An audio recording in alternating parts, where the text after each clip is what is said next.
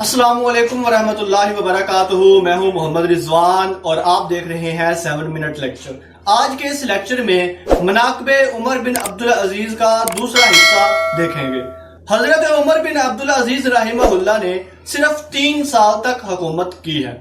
ان کا سب سے اہم کارنامہ سلاطین بنو امیہ کی ناجائز جاگیروں کو ختم کرنا تھا۔ سلاطین بنو امیہ نے گزرتے وقت کے ساتھ لوگوں کی زمینوں پر قبضہ کیا اور اس کو اپنے قریبی رشتہ داروں میں، لوگوں میں، عزیز و اقارب میں بانٹ دیا۔ حضرت عمر بن عبدالعزیز جب خلیفہ بنے تو انہوں نے سب سے پہلے اس ناجائز رسم کا، اس ناجائز طریقہ کار کا خاتمہ کیا۔ خاندان بنو امیہ کو جب پتا چلا کہ وہ تمام خاندانی زمینوں کو واپس کرنا چاہ رہے ہیں تو انہوں نے حضرت عمر بن عبدالعزیز کی پھوپھو جان ام عمر کو سفارشی بنا کر ان کے پاس بھیجا۔ انہوں نے جا کر کہا کہ اے عمر بن عبدالعزیز، میں یہ سن رہی ہوں کہ تم تمام زمینوں کو واپس کرنا چاہ رہے ہو، ایسا نہ ہو کہ کہیں بغاوت ہو جائے۔ عمر بن عبدالعزیز کہنے لگے کہ میں قیامت کے دن کے سوا اور کسی دن سے نہیں ڈرتا، اور وہ اپنے موقف پر ڈٹے رہے۔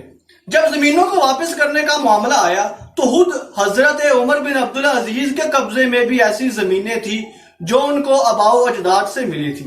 حضرت عمر بن عبدالعزیز نے میمون بن مہران، ابو قلابہ اور مکحول، ان 3 جید علماء کرام کو بلا کر ان سے مشورہ طلب کیا۔ ابو قلابہ کا اصل نام عبداللہ تھا اور یہ اس وقت کے جید تابعی تھے۔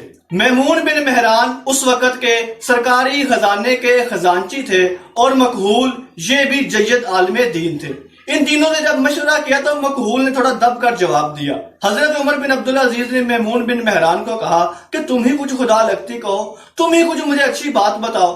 انہوں نے کہا کہ آپ اپنے بیٹے عبد الملک کو بھی بلا لیجئے اور ان سے بھی مشورہ کر لیجئے۔ بہرحال ان تینوں حضرات سے مشورہ کرنے کے بعد یہی بات فائنل ہوئی کہ وہ زمینیں ان کو واپس ہی کرنی چاہیے جن لوگوں کا وہ حق ہے۔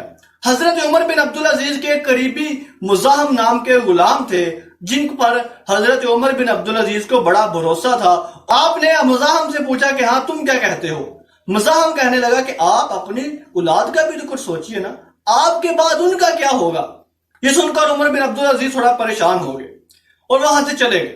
کہتے ہیں کہ عبد الملک بن عمر بن عبدالعزیز کہ عمر بن عبدالعزیز کے بیٹے عبد الملک مزاحم کے پاس آئے اور مزاحم نے ساری گفتگو ان کو بتا دی۔ حضرت عمر بن عبدالعزیز کے بیٹے عبد الملک کہنے لگے کہ تم نے بڑی عجیب بات کی ہے، حالانکہ وہ زمین واپس ہی ملنی چاہیے ان لوگوں کو جن کا وہ حق ہے، اور یہ کہہ کر اٹھے اور اپنے بابا جانی سے ملنے کے لیے چل دیے۔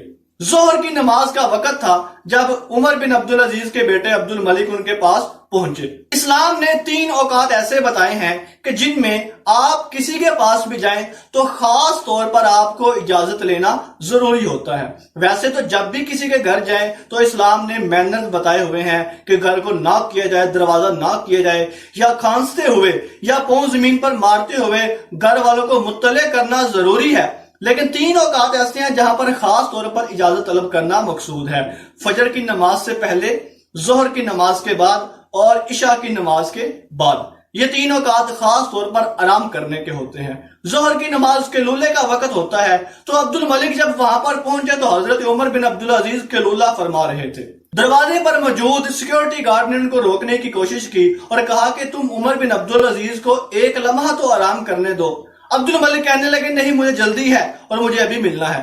شور سن کر عمر بن عبدالعزیز خود باہر آ گئے اور کہنے لگے بیٹا کیا معاملہ ہے؟ کہا کہ آپ وہ زمینیں جلد از جلد ان لوگوں کو واپس کرے جن کا وہ حق ہے، اور میں یہی آپ کو کہنے آیا ہوں۔ عمر بن عبدالعزیز کہنے لگے ہاں تمہاری بات ٹھیک ہے، وہ زمینیں واپس انہی کو ملنی چاہیے۔ میں انشاءاللہ العزیز عصر کی نماز کے بعد عام لوگوں میں اعلان کروا دوں گا اور وہ زمینیں ان کو واپس کر دی جائیں گی۔ عبد الملک بن عمر بن عبدالعزیز کہنے لگے کہ بابا جانی، کیا آپ کو اس بات کا یقین ہے کہ آپ عصر کی نماز تک زندہ رہیں گے؟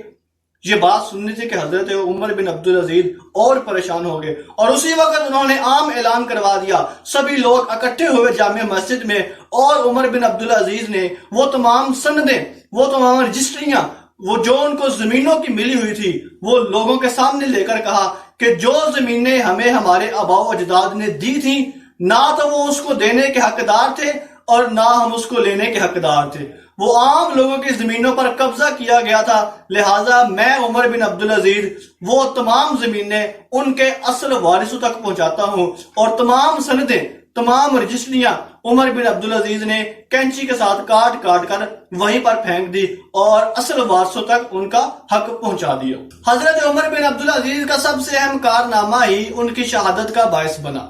انہوں نے جب خاندان بنو امیہ کو ان کی جاگیروں سے محروم کر دیا تو انہیں ڈر پیدا ہو گیا کہ اگر یہ کچھ دیر اور حکومت میں رہے تو ہمارا جینا حرام ہو جائے گا، اور انہوں نے حضرت عمر بن عبدالعزیز کو زہر دے کر شہید کر دیا، اور حضرت عمر بن عبدالعزیز 3 سال حکومت کر کے محض 39 سال کی عمر میں اپنے خالق حقیقی سے جا ملے۔ حضرت عمر بن عبدالعزیز نے اپنے مقبرے کے لیے جگہ کہاں سے پسند کی تھی، کس آدمی سے وہ جگہ لی تھی، اور انہوں نے اپنی وفات کے وقت کتنا سونا، کتنے دینار، کتنا مال چھوڑا تھا، اور انہوں نے اپنی وفات کے وقت اپنے بچوں کے لیے کون سا ترکہ چھوڑا تھا، یہ دونوں سوالات انشاءاللہ ہم اگلے لیکچر میں دیکھیں گے۔ میں امید کرتا ہوں کہ آپ کو آج کا لیکچر سمجھ آیا ہوگا۔